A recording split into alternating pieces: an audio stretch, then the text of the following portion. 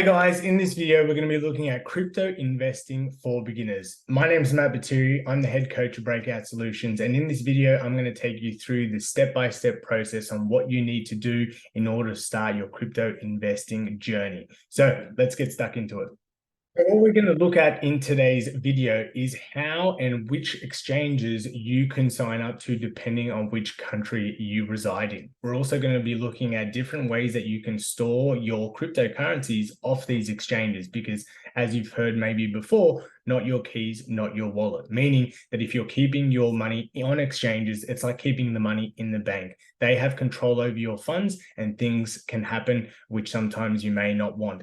Exchanges can be hacked. You may lose your crypto or do something incorrectly on the exchanges. So we're going to make sure that you learn how to remove your crypto off exchanges. We're going to look at different softwares that you need to have implemented as part of your security measures, such as antivirus software for your computers, security password protectors, private key security, and also two-factor authentication applications. Now, in order to get started, we're going to use a very familiar tool that you've probably used in the past, and that is Google. Google is a great search engine in order to help you find and understand the exact things that we're going to be looking to do in today's video.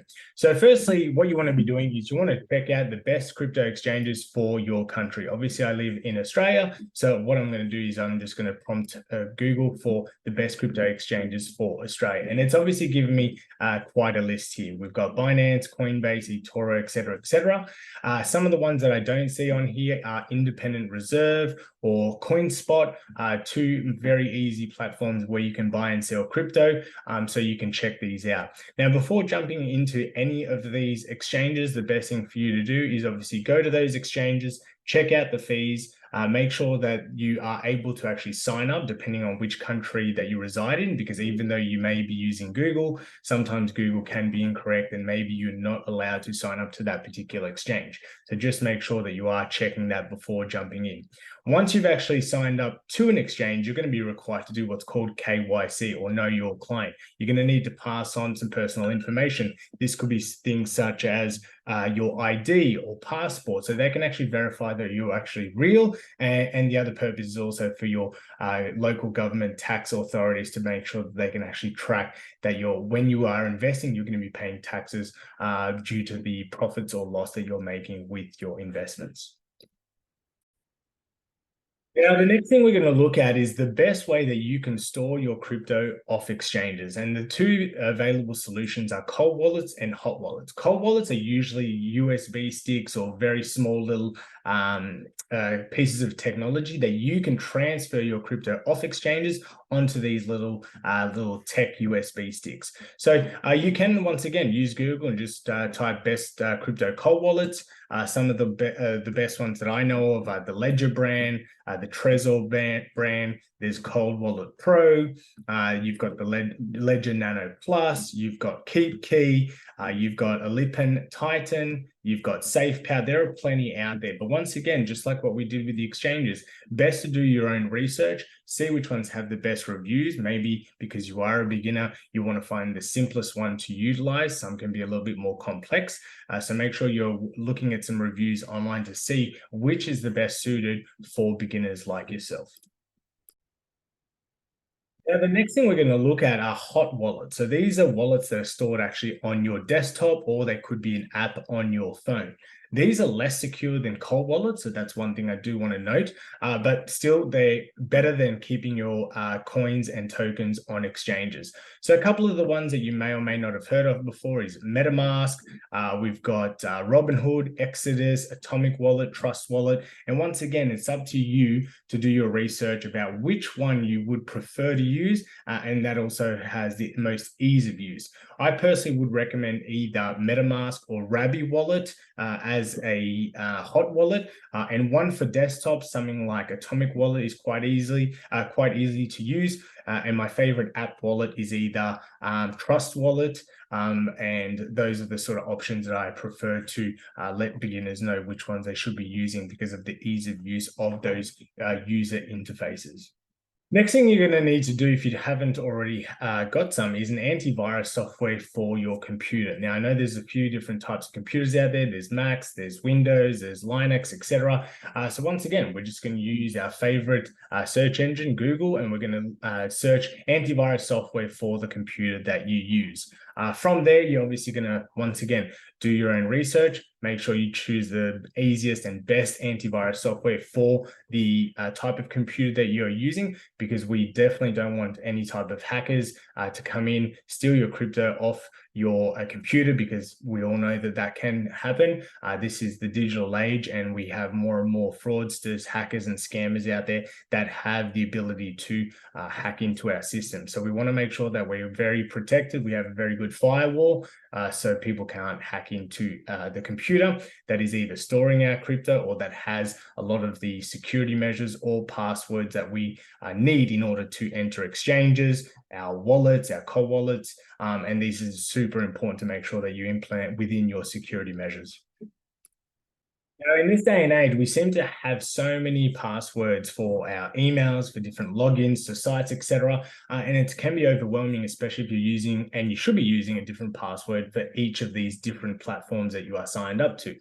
So one of the favorite password protectors that I like to use is LastPass, but you can see there's a few different options. There's 1Password, Dashlane, NordPass, etc. So once again, the best thing to do is obviously check the reviews of these different types of password protectors, see which one has maybe the easiest use for beginners like yourself, and implement them into your security measures, because we want to make sure that whenever we're signing up to exchanges or creating passwords for certain applications, that we use the strongest password possible, rather than obviously our mum's maiden name, or maybe your last holiday. Super important to always have a very strong password, because this is going to decrease the chance of you being able to be hacked by anyone that has a good hacking ability. Now, the most important thing in crypto is what's called your private keys, which is a long sort of code of numbers and letters that usually identifies your wallet. This is the most important thing that you need to keep safe and secure when investing in cryptocurrency. So a lot of people are unsure where's the best place to actually store it. Now, the number one and safest way to store your private key is to actually write it down and put that piece of paper in a safe location wherever you do live. I normally also make a copy and have my parents also hold the other copy of my private key. So just in case, I lose mine, I always do have a backup. There are also online solutions that you can use, but once again, if you're doing anything online, it's less secure. You can use such things such as a NordLocker. You've got McAfee here or Bitwarden that are also possible solutions for you to store that private key, to make sure that in case you do lose it, or let's just say, God forbid, your house goes on fire, you can still access that private key in the cloud, that's stored in the cloud, where you can obviously then still use and make sure that you can regain access to your cryptocurrency investments. Lastly, you've probably heard of two-factor authentication applications. These are usually used for when you're signing into your email from a different location. They'll usually ask you for a 2FA, or maybe you've set up 2FA on different platforms that you tend to log into regularly, such as your bank account, et cetera, et cetera.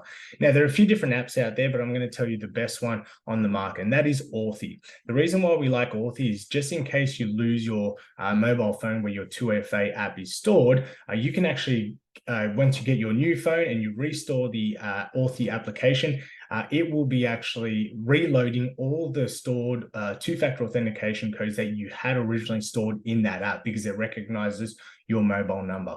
Other applications such as Google Authenticator, if you do lose your phone, then you lose access to all your 2FA codes, and that can be quite a bit of a process to figure out and reload those back into your system, especially if you don't have the codes to enter those platforms where you need to restore those 2FAs. So make sure you're using the Authy app. It is the best on the market in my own personal belief, but once again, do your own research to check out what is the best one out there.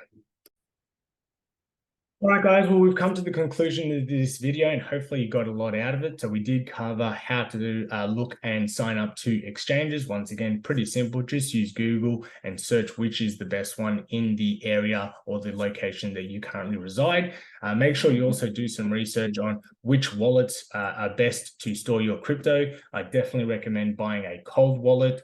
But I also prefer also having a hot wallet as well, because you want to be storing your cryptocurrencies in different locations just in case things do happen. You do have backup crypto on a different network. Antivirus, very important to keep your computer safe from hackers. So something that you need to make sure that you're investing money in. Also making sure that your password security is protected, and using things such as LastPass to make sure that you do have the highest possible security measures in place for all your accounts. Private key storage, we obviously we'll cover that, making sure that you're obviously keeping that key private for your eyes only, and storing maybe a backup with friends or family members, and then having the best two-factor authentication app just in case we do lose things such as our phone. We don't lose access to our logins to exchanges, to our wallets, and so forth. So hope you enjoyed this video. Once again, my name is Matt from Breakout Solution, and if you enjoyed this video, make sure you leave me a comment, leave me a like, or subscribe to our channel. It does help us out, and thank you for watching.